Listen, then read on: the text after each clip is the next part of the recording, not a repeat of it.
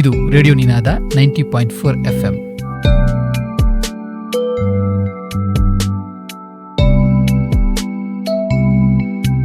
ಈಗ ಉಜಿರೆಯ ಶ್ರೀ ಧರ್ಮಸ್ಥಳ ಮಂಜುನಾಥೇಶ್ವರ ಸ್ನಾತಕೋತ್ತರ ಅಧ್ಯಯನ ಕೇಂದ್ರದ ಮನಃಶಾಸ್ತ್ರ ವಿಭಾಗದ ವಿದ್ಯಾರ್ಥಿಗಳು ನಡೆಸಿಕೊಡುವ ಕಾರ್ಯಕ್ರಮ ಕೇಳೋಣ.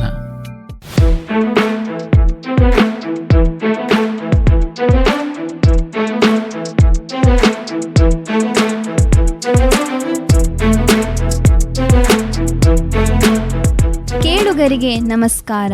ಎಸ್ಟಿಎಂ ಸ್ನಾತಕೋತ್ತರ ಅಧ್ಯಯನ ಕೇಂದ್ರ ಮನಃಶಾಸ್ತ್ರ ವಿಭಾಗದ ವಿದ್ಯಾರ್ಥಿಗಳಾದ ನಾವು ಪ್ರಕೃತಿ ಮನೋವಿಜ್ಞಾನದ ಕುರಿತು ಕಾರ್ಯಕ್ರಮ ನಡೆಸಿಕೊಡುತ್ತಿದ್ದೇವೆ.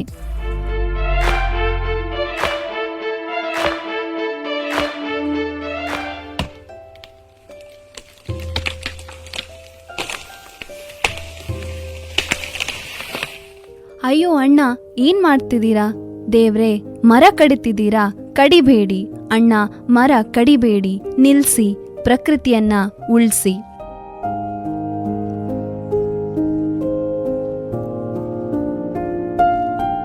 ಜೀವನದಲ್ಲಿ ಭಯ ಇದ್ದರೆ ಅದು ನಮ್ಮನ್ನು ಕೊಂದು ತಿನ್ನುತ್ತದೆ. ಜೀವನದ ಎಲ್ಲ ನೋವುಗಳನ್ನು ಮರೆಸುವೆ, ಒಮ್ಮೊಮ್ಮೆ ಎಲ್ಲ ನೋವಿಗೂ ನೀನೇ ಕಾರಣವಾಗುವೆ. ಹೇ ಪ್ರಕೃತಿ, ನೀ ಏಕೆ ಹೀಗೆ?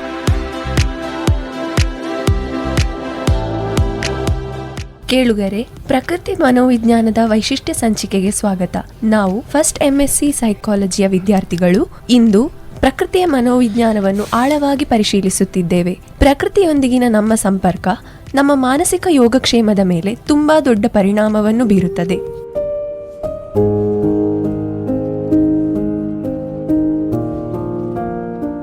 ಪ್ರಕೃತಿಯ ಸೌಂದರ್ಯವನ್ನು ಸವಿಯುವುದರಿಂದ ನಮ್ಮ ಮನಸ್ಸು ಶಾಂತಗೊಳ್ಳುತ್ತದೆ. ಹಾಗೆ ಕಡಲ ತೀರದಲ್ಲಿ ಅಲೆಗಳು ಅಪ್ಪಳಿಸುವುದನ್ನು ನೋಡಿದಾಗ, ಅದನ್ನು ಅನುಭವಿಸಿದಾಗ ನಮ್ಮ ಮನಸ್ಸಿನ ಎಲ್ಲ ಒತ್ತಡಗಳು ಕಡಿಮೆಯಾಗುತ್ತದೆ ಎಂಬುದನ್ನು ನೀವು ಎಂದಾದರೂ ಗಮನಿಸಿದ್ದೀರಾ? ಮನುಷ್ಯ ಮತ್ತು ಪ್ರಕೃತಿಯ ನಡುವೆ ಸೌಂದರ್ಯವನ್ನು ಮೀರಿದ ಆಳವಾದ ಸಂಪರ್ಕವಿದೆ. ಇದು ಮನೋವಿಜ್ಞಾನದಲ್ಲಿ ಆಳವಾಗಿ ಬೇರೂರಿದ ಸಂಬಂಧವಾಗಿದೆ.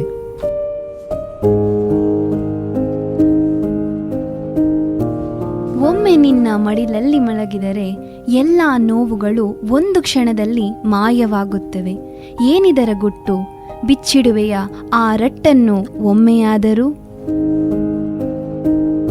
ಪ್ರಕೃತಿಯಲ್ಲಿ ಸಮಯ ಕಳೆಯುವುದರಿಂದ ಆತಂಕ, ಖಿನ್ನತೆ ಮತ್ತು ಒತ್ತಡದ ಲಕ್ಷಣಗಳನ್ನು ಕಡಿಮೆ ಮಾಡಬಹುದು ಎಂದು ಅಧ್ಯಯನಗಳು ತೋರಿಸಿವೆ.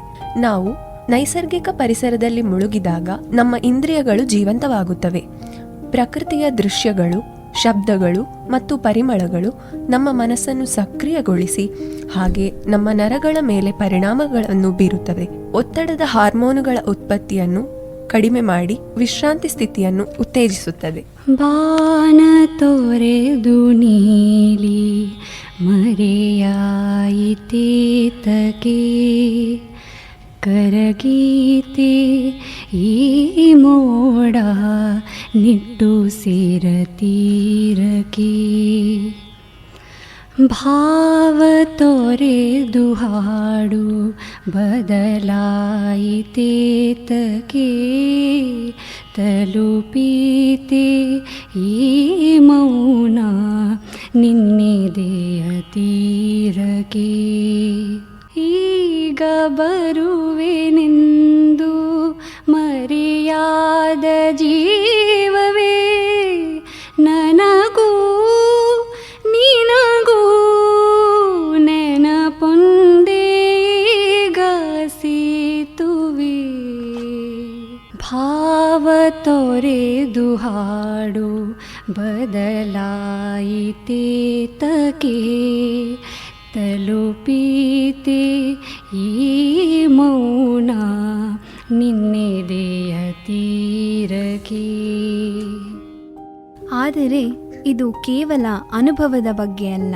ನೈಸರ್ಗಿಕ ಪ್ರಪಂಚದ ಭವ್ಯತೆಯಲ್ಲಿ ನಮ್ಮ ದೈನಂದಿನ ಚಿಂತೆಗಳು ಮತ್ತು ಆತಂಕಗಳು ಅತ್ಯಲ್ಪವೆಂದು ತೋರುತ್ತದೆ. ಪ್ರಕೃತಿಯು ನಮಗೆ ದೃಷ್ಟಿಕೋನವನ್ನು ನೀಡುತ್ತದೆ. ದೃಷ್ಟಿಕೋನದಲ್ಲಿ ಬದಲಾವಣೆಯು ನಮ್ಮ ಸ್ಪಷ್ಟತೆಯನ್ನು ಪಡೆಯಲು, ನಮ್ಮ ಸಮಸ್ಯೆಗಳಿಗೆ ಪರಿಹಾರವನ್ನು ಕಂಡುಕೊಳ್ಳಲು ಸಹಾಯ ಮಾಡುತ್ತದೆ.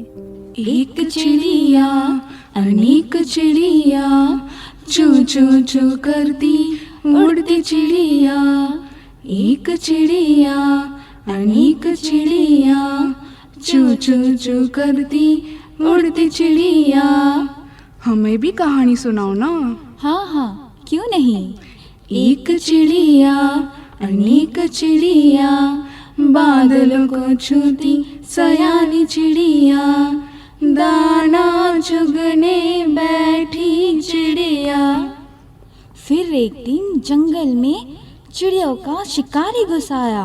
चिड़ियों को पता नहीं था शिकारी ने जाल बिछाया था. ओई माँ, फिर क्या हुआ? चिड़िया पकड़ी गई क्या?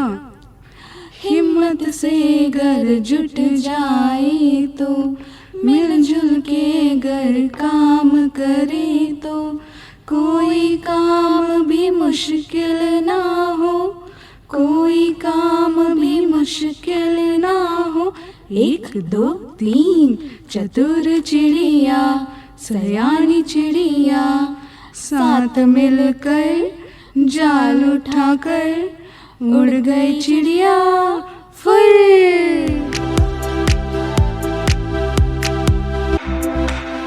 ಇದಲ್ಲದೆ ಪ್ರಕೃತಿಯು ನಮಗೆ ಬಹುವಿಧವಾದ ಅವಕಾಶಗಳನ್ನು ಒದಗಿಸುತ್ತದೆ. ನಾವು ಎಲೆಯ ಸಂಕೀರ್ಣ ಮಾದರಿಗಳನ್ನು ಗಮನಿಸುತ್ತಿರಲಿ ಅಥವಾ ಪಕ್ಷಿಗಳ ಚಿಲಿಪಿಲಿಯನ್ನು ಕೇಳುತ್ತಿರಲಿ, ನಮ್ಮ ಸುತ್ತಲಿನ ಪ್ರಪಂಚದ ಸೌಂದರ್ಯವನ್ನು ನಿಧಾನಗೊಳಿಸಲು ಮತ್ತು ಪ್ರಶಂಸಿಸಲು ಪ್ರಕೃತಿಯು ನಮ್ಮನ್ನು ಪ್ರೋತ್ಸಾಹಿಸುತ್ತದೆ. ಇರುಳಿರುಳಲಿದು ದಿನ ದಿನ ಬೆಳಗ್ಗೆ, ಸುತ್ತಮುತ್ತಲೂ ಮೇಲಕ್ಕೆ ಕೆಳಗೆ, ಗಾವುದ ಗಾವುದ ಗಾವುದ ಮುಂದೆ, ಎವೆ ತೆರೆ ದಿಕ್ಕುವ ಹೊತ್ತಿನ ಒಳಗೆ, ಹಕ್ಕಿ ಹಾರುತ್ತಿದೆ ನೋಡಿದಿರಾ, ಹಕ್ಕಿ ಹಾರುತ್ತಿದೆ ನೋಡಿದಿರಾ. ಕರಿನೆರೆ ಬಣ್ಣದ ಪುಚ್ಚಗಳುಂಟು, ಬಿಳಿ ಹೊಳೆ ಬಣ್ಣದ ಗರಿಗರಿಯುಂಟು, ಕೆಣ್ಣನ ಹೊಣ್ಣನ ಬಣ್ಣ ಬಣ್ಣಗಳ ರೆಕ್ಕೆಗಳೆರಡೂ ಪಕ್ಕದಲ್ಲುಂಟು. ಹಕ್ಕಿ ಹಾರುತ್ತಿದೆ ನೋಡಿದಿರಾ, ಹಕ್ಕಿ ಹಾರುತ್ತಿದೆ ನೋಡಿದಿರಾ. ಯಾವಾಗಲಾದರೂ ನೀವು ಅತಿಯಾದ ಒತ್ತಡವನ್ನು ಅನುಭವಿಸುತ್ತಿರುವಾಗ ಉದ್ಯಾನವನದಲ್ಲಿ ಸ್ವಲ್ಪ ದೂರ ಓಡಾಡಿ, ಬೀಚ್ನಲ್ಲಿ ಒಂದು ದಿನ ಕಳೆಯಿರಿ, ಪ್ರಕೃತಿಯಲ್ಲಿ ಜೀವಿಸಿ. ಪ್ರಕೃತಿಯ ಚಿಕಿತ್ಸೆಯು ಜೀವನದಲ್ಲಿ ವಿಶ್ರಾಂತಿ ಹುಡುಕುವವರಿಗೆ ಯಾವಾಗಲೂ ಲಭ್ಯವಿರುತ್ತದೆ. ಪ್ರಕೃತಿ ಒಂದು ವಿಸ್ಮಯವಿದ್ದಂತೆ, ಅದು ನಮಗೆ ಎಲ್ಲ ರೀತಿಯಲ್ಲಿಯೂ ಸಹಾಯ ಮಾಡುತ್ತದೆ. ಅದನ್ನು ಬಳಸಿಕೊಳ್ಳುವ ಬುದ್ಧಿವಂತಿಕೆ ನಮ್ಮಲ್ಲಿರಬೇಕು. ಒಂದು ಬಾರಿ ಹತ್ತಿರವೇ ಮದ್ದು ಇದ್ದರೂ ಅದನ್ನು ಸರಿಯಾದ ರೀತಿಯಲ್ಲಿ ಬಳಸಿಕೊಳ್ಳದೆ ಅದನ್ನು ನಾಶ ಮಾಡುತ್ತೇವೆ.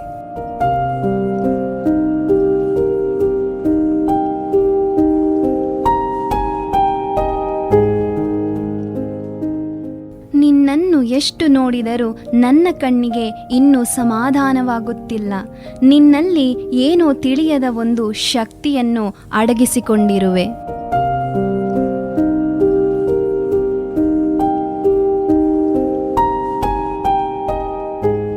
ಪ್ರಕೃತಿಯಲ್ಲಿ ಎಲ್ಲ ರೀತಿಯ ಸಮಸ್ಯೆಗಳಿಗೂ ಪರಿಹಾರವಿದೆ.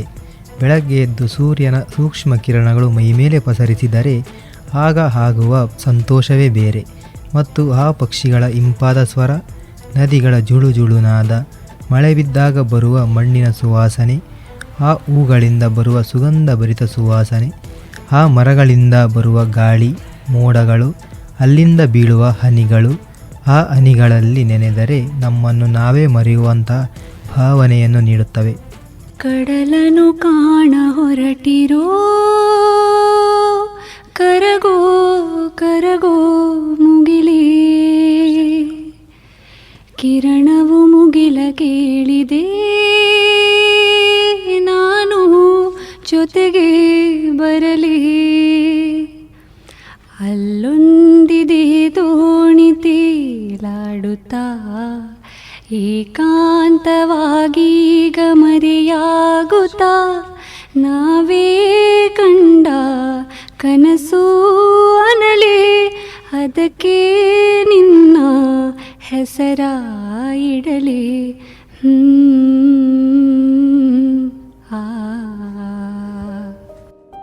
ಜೀವನದಲ್ಲಿ ಯಾವಾಗಲಾದರೂ ನಾನು ಒಬ್ಬಂಟಿ ಎಂಬ ಭಾವನೆ ಮೂಡಿದರೆ ಒಮ್ಮೆ ಪ್ರಕೃತಿಯ ಮಡಿಲಲ್ಲಿ ಮಲಗು. ತಾಯಿಯ ಮಡಿಲು ಹೇಗಿರುತ್ತದೋ ಹಾಗೇ ಇರುತ್ತದೆ.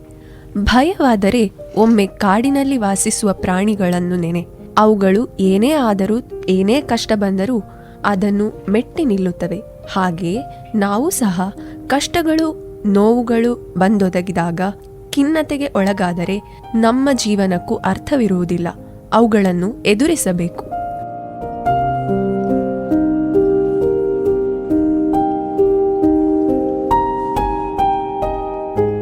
ಒಮ್ಮೆ ಅಳುವೆ, ಒಮ್ಮೆ ನಗುವೆ, ಎಲ್ಲರನ್ನೂ ನೋಯಿಸುವೆ, ನಗಿಸುವೆ.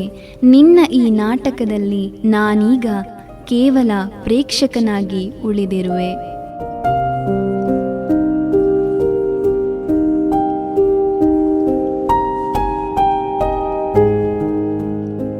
ಎಷ್ಟೋ ಪದಗಳಿಗೆ ಅರ್ಥ ಸಿಗದೇ ಇದ್ದಾಗ ಶಬ್ದಕೋಶದಲ್ಲಿರುತ್ತವೆ. ಹಾಗೆಯೇ ವಾಸಿಯಾಗದ ರೋಗಗಳು ಸಹ ಪ್ರಕೃತಿಯಲ್ಲಿ ಮದ್ದು ಇದೆ. ಜೀವನದಲ್ಲಿ ಒತ್ತಡ ಬಂದೊದಗಿದರೆ ಪ್ರಕೃತಿಯಲ್ಲಿ ಬೆಳೆಯುವ ಮರಗಳನ್ನು ನೋಡಿ ಕಲಿ. ಏಕೆಂದರೆ ಅವುಗಳು ಮಳೆ, ಗಾಳಿ, ಬಿಸಿಲು, ನೀರು ಎಲ್ಲವನ್ನೂ ಸಹಿಸಿಕೊಂಡು ಹೇಗೆ ಅವುಗಳು ಬೆಳೆದು ನಿಲ್ಲುತ್ತವೋ ಹಾಗೆಯೇ ನಾವು ಸಹ ಎಷ್ಟೇ ಕಷ್ಟಗಳು, ಜವಾಬ್ದಾರಿಗಳು ನಮ್ಮ ಮೇಲೆ ಇದ್ದರೂ ಅವುಗಳನ್ನು ಎದುರಿಸಿ ಮುಂದೆ ನಡೆಯಬೇಕು.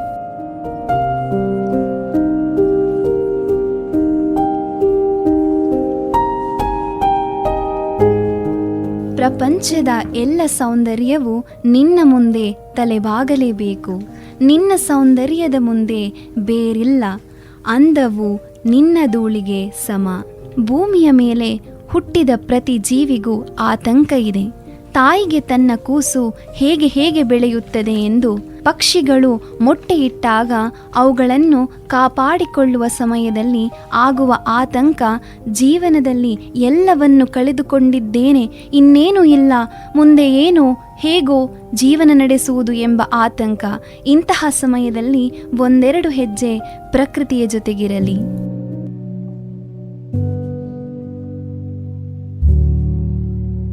ನಿನ್ನ ಸೌಂದರ್ಯ ಹೊಗಳಲು ಪದ ಸಾಲದು, ನಾ ಕಲಿತ ವಿದ್ಯೆ ಸಾಲದು. ಒಟ್ಟಿನಲ್ಲಿ ನೀನೊಂದು ಮುಗಿಯದ ಭಾವನೆ ನನ್ನ ಈ ಪುಟ್ಟ ಮನದಲ್ಲಿ. ನಿನ್ನ ಬಗ್ಗೆ ಇನ್ನೂ ಹೆಚ್ಚು ಹೆಚ್ಚು ಬರೆಯುವ ಆಸೆ. ಆದರೆ ಏನು ಮಾಡಲಿ, ಎಲ್ಲಿ ನಿನಗೆ ದೃಷ್ಟಿಯಾಗುತ್ತದೆಯೋ ಎಂಬ ಭಯ ನನ್ನ ಮನದಲ್ಲಿ ಕಾಡುತ್ತಿದೆ.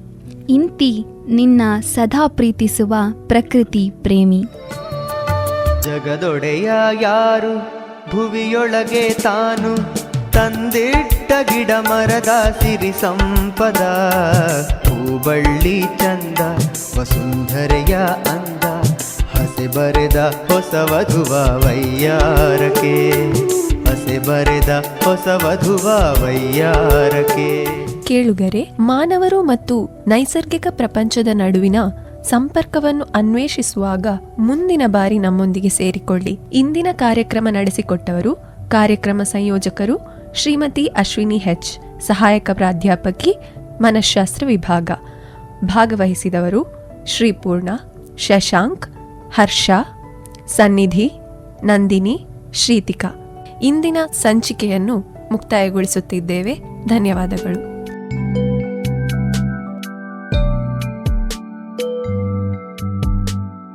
ಇದುವರೆಗೆ ಉಜಿರೆಯ ಶ್ರೀ ಧರ್ಮಸ್ಥಳ ಮಂಜುನಾಥೇಶ್ವರ ಸ್ನಾತಕೋತ್ತರ ಅಧ್ಯಯನ ಕೇಂದ್ರದ ಮನಃಶಾಸ್ತ್ರ ವಿಭಾಗದ ವಿದ್ಯಾರ್ಥಿಗಳು ನಡೆಸಿಕೊಟ್ಟ ಕಾರ್ಯಕ್ರಮ ಕೇಳಿದಿರಿ.